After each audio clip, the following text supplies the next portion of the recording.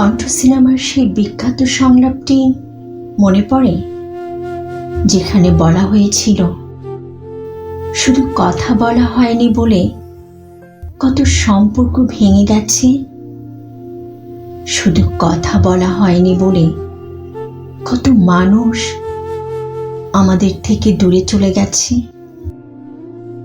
কথাটা আসলেই সত্যি। যখনই কোনো সম্পর্কে কথা কমতে থাকে, ঠিক তখনই আমরা একে অপরের থেকে দূরে চলে যেতে থাকি। আর সেই দূরত্ব বাড়তে বাড়তে একটা সময় কথা বলাটাই বন্ধ হয়ে যায়।